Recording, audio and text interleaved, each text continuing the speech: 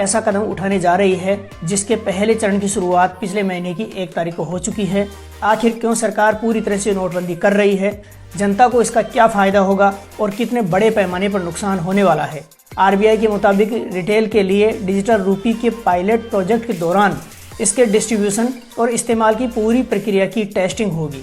RBI ने कहा है कि पायलट प्रोजेक्ट में शामिल बैंकों के डिजिटल वॉलेट के माध्यम से इसका इस्तेमाल किया जा सकता है। ई रुपया बिना इंटरनेट के भी काम करेगा, जिसके कारण जिन क्षेत्रों में इंटरनेट की पहुंच नहीं है वहां पर भी ये सुविधा रहेगी। इसकी कीमत भी मौजूदा करेंसी के बराबर रहेगी। जल्द ही इसको पूरे देश में लागू कर दिया जाएगा। धीरे धीरे ये मुद्रा लोगों के लिए चलन में आ जाएगी। इस तरह से सरकार ने पूरी नोटबंदी की शुरुआत कर दी है। नमस्कार, मैं राम गोपाल झा। आपको याद होगा साल 2016 का वह दिन जब रात को 8 बजे प्रधानमंत्री नरेंद्र मोदी ने टीवी पर आकर अचानक घोषणा कर दी थी कि आज रात 12 बजे से 1000 और 500 रुपए के सभी नोट बंद हो जाएंगे। इनको किसी भी काम में नहीं लिया जा सकेगा। उसके बाद देश ने अब तक की सबसे बड़ी आर्थिक त्रासदी का दौर देखा, जब घंटों लाइनों में लगकर लोगों ने अपने पुराने नोट बदलवाए थे। इस बात को पूरे 6 साल हो चुके हैं, लेकिन लोगों को भयानक परेशानी करने वाले उस समय के बारे में आज भी बातें करते हुए देखा जा सकता है। अधिकांश लोगों को आज दिन तक भी समझ में नहीं आया कि आखिर मोदी सरकार ने अचानक इतना बड़ा फैसला लेकर नोटबंदी क्यों की। आखिर क्या वजह थी कि करोड़ों की मात्रा में छपे हुए नोटों की अचानक रद्दी करनी पड़ी। आखिर क्या कारण था जो सरकार ने इतना बड़ा निर्णय लेकर देश को असमंजस की स्थिति में डाल दिया था। हालांकि सरकार का पक्ष रखने वाले लोगों का मानना है कि बड़े पैमाने पर 1000 और 500 रुपए के नोट लोगों ने काले धन के रूप में जमा कर रखे थे, जिनको बाहर निकालने के लिए ये फैसला लेना पड़ा था। देश में लोगों ने अपने पुराने सारे नोट बदलवाए, तब जाकर राहत की सांस ली। उस ऐतिहासिक नोटबंदी से तो केवल 2 प्रकार के नोटों को ही बंद किया गया था, लेकिन अब मोदी सरकार परमानेंट नोटबंदी करने जा रही है, यानी सभी तरह के नोट बंद कर दिए जाएंगे। सरकार ऐसा कदम उठाने जा रही है जिसके पहले चरण की शुरुआत पिछले महीने की 1 तारीख को हो चुकी है और उसके अगले चरण की शुरुआत 1 दिसंबर यानी गुरुवार से हो गई है। सरकार 3 चरणों में इस मिशन को अंजाम देने जा रही है। इसके बाद देश में सभी प्रकार के नोट पूरी तरह से बंद हो जाएंगे। आखिर क्यों सरकार पूरी तरह से नोटबंदी कर रही है, जनता को इसका क्या फायदा होगा और कितने बड़े पैमाने पर नुकसान होने वाला है।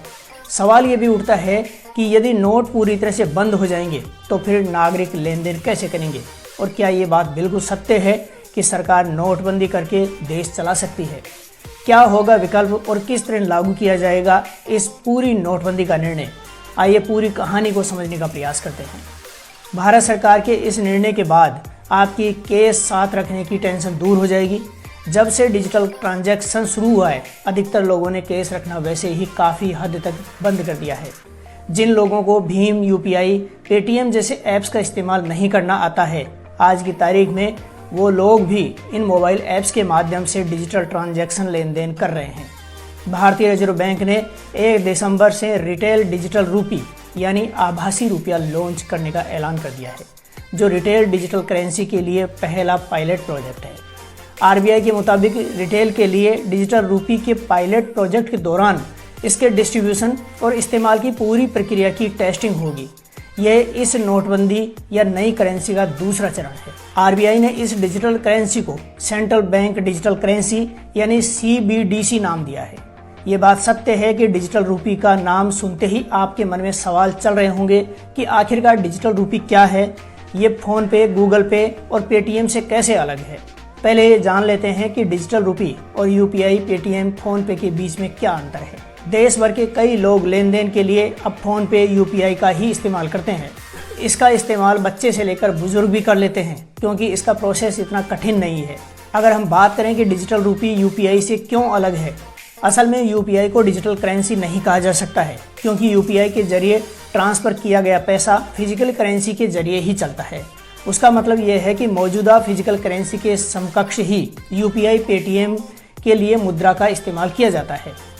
UPI payment direct bank account to bank account होता है।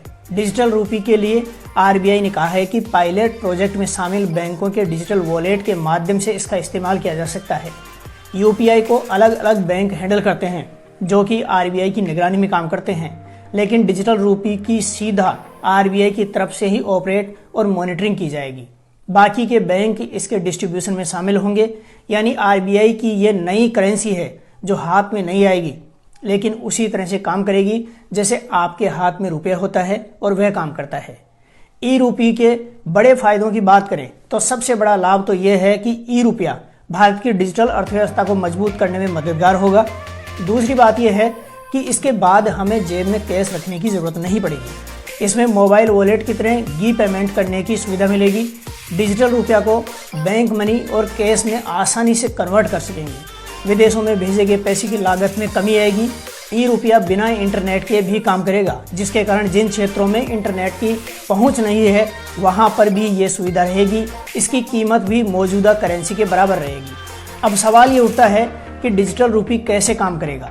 दरअसल जैसे हम अपने बैंक अकाउंट में डिजिटल रूप से कैश देखते हैं, वॉलेट में अपना बैंक बैलेंस चेक करते हैं, कुछ ऐसे ही डिजिटल रूपी भी देख सकेंगे और रख सकेंगे। फर्क सिर्फ इतना है कि ये रुपया आपको जेब के बजाय आपके मोबाइल में देखना होगा। डिजिटल रूपी को दो तरह से लॉन्च किया जाएगा।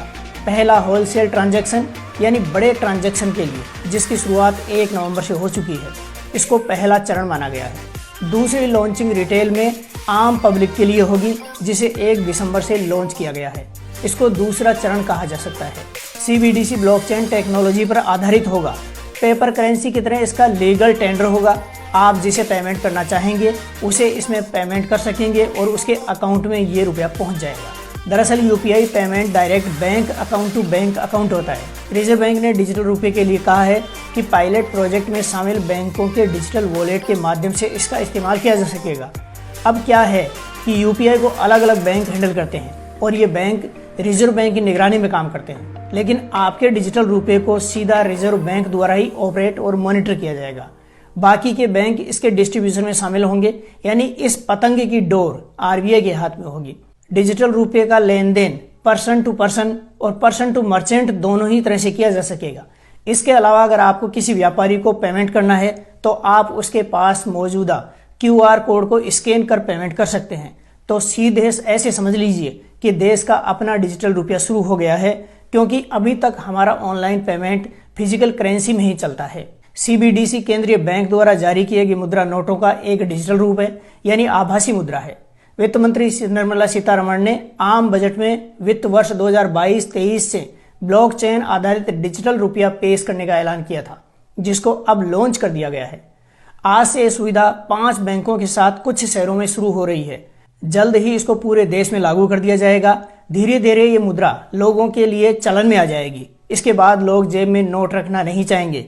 इस तरह से सरकार को नोट छापने की जरूरत नहीं पड़ेगी और फिर वर्तमान पूरी मुद्रा गुजरे जमाने की बात हो जाएगी। इस तरह से सरकार ने पूरी नोटबंदी की शुरुआत कर दी है।